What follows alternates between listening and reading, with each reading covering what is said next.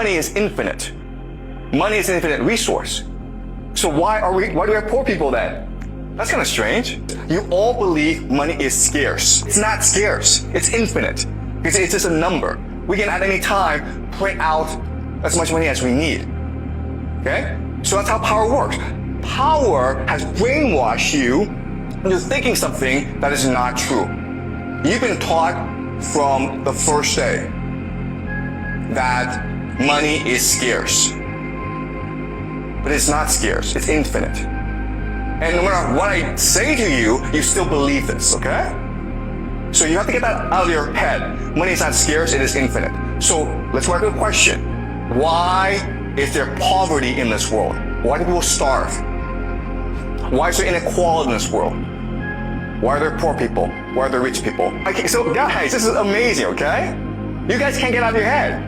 You think money is scarce. You think it is not possible to print infinite money. When I already told you, it is possible to print infinite money because they do this all the time. We don't want people to all have money. The powerful people don't want that. And why? Because otherwise, no one would work. Do you understand? The point of putting money is not to give you money. The point of putting money is to create the illusion that money is valuable and therefore you work hard in order to obtain it. But in order for me to make you want to get money, I need to create artificial misery. If there weren't poor people, you wouldn't want to be rich. It's only like because you see people suffer that you would want to go make money for yourself. What do your parents tell you? Your parents tell you, work hard in school, make a lot of money. Otherwise, you're going to end up like a poor person. Right?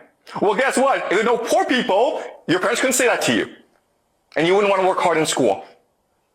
Right? Let me preface by saying I have a lot of respect for Professor Jiang. I did watch many of his lectures. But I think what he is saying in this video is kind of misleading. He says this money is infinite, and we can print as much money as we want. But this is the lie that the establishment has created and makes people think, or makes people believe that printing money is good, or it doesn't have any consequence. Right? This is Keynesianism, basically. We can just print money and we can be in debt forever because in the long run we're gonna die anyway. This is a big lie, and this is what Bitcoin actually makes you understand. Money is not infinite. Fiat money is infinite. Paper money that is backed by nothing is infinite, and that's why we have inflation. That's why everything is more expensive. That's why your savings lose value. That's why your money loses its purchasing power. That's why you can't afford housing. That's why you can't afford a lot of things that your father and grandfather were able to afford, because the American government, because the Federal Reserve prints money and prints the dollar out of thin air whenever they need to fund a war, or whenever they need to fund some bullshit stimulus check, or whenever they need to bail out some corporation, whenever they need to bail out banks, reckless banks that give loans to everybody with no regards to their financial situation, which is basically what happened in 2008. Pretty much every other, it's the boom and bust cycle. You can check the business cycle in the Austrian School of Economics, which explains all these boom and bust cycles. So Professor Jiang, to be honest, like I've said, I've watched some of his lectures when it comes to geopolitics. I've never watched his lectures, any of his lectures where he talks about money and economics. So I don't really understand what's his economic background, how does he understand money, and what does he think money is. But money is not infinite. And actually, this is the selling point. This is the value proposition of Bitcoin. Bitcoin has a supply cap of 21 million forever. So it cannot be inflated. No one can issue more Bitcoin. And that's what makes it valuable. In fact, the reason why throughout history people selected gold as money is because it's the scarcest asset in the world, plus other things. I've already talked about the properties that make something money: divisible, portable, fungible, all the other properties that make something money. And so when something checks all these boxes, it gets selected by the market. And when I say the market, I just say it means people, individuals in a certain geographical location or even in the world. That's why gold is actually considered money in the entire world. And every central bank has gold. So the reason why gold was selected as money is because it is scarce. It's because you can't just create it out of thin air. It's because it's not infinite. So you can't just say that money is infinite, and the reason why we have poor people is this because this elite wants to keep people poor so they can work. No, that's not why. We work because we need to produce. You can't survive without production. Just because you print fiat money, just because you can print this valueless paper doesn't mean you can print wealth. If you print dollars, if you print $2 trillion, just like what they did in during the pandemic, if you just print money, it doesn't mean that you can print more food, or that you can print more housing, or that you can print more cars or whatever. No, printing money does not mean printing wealth. Printing money simply dilutes the existing money supply. Okay? I've already explained all of this in my inflation video. You can check it out. So I'm going to link it here.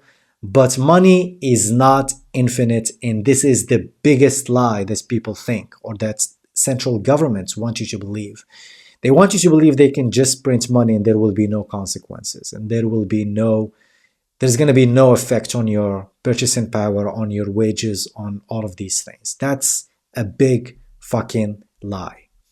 And that's why we are buying Bitcoin. The reason why I am certain, a lot of people are certain, this Bitcoin will keep going up is because it has a fixed supply, and because the dollar is infinite, as he says. So the dollar is infinite. They can print dollar whenever they want to fund their bullshit policies and wars. But the Bitcoin, the issuance schedule of Bitcoin is fixed, and it will never be changed. That's what makes it valuable, because it's scarce.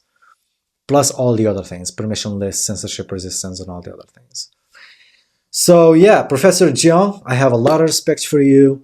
I do watch some of your lectures on geopolitics. I agree with a lot of the things you said, actually. But when it comes to money, I do not agree. I think this is wrong, and I think it's not very well thought out, and it just appeals to people's need to believe that they are victims, and that there is there is an elite. I'm not denying the fact that there is an elite, and the elite is actually comprised of central bankers and people who print the money. So the money printers actually want you to believe this kind of stuff. That's what they want you to believe. But that's the biggest lie. Money is not infinite. Money is finite, and fiat money is infinite, and that's why we have all these problems.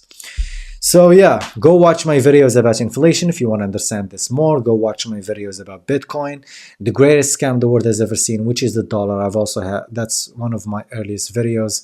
Go watch it to understand money. I give like a brief history of money and the rise of gold, the dollar, and subsequently Bitcoin as well. So yeah, that's all I have to say in this video. Let me guys know what you think in the comments below. Subscribe to my channel, follow me on X, and see you in the next one. Take care.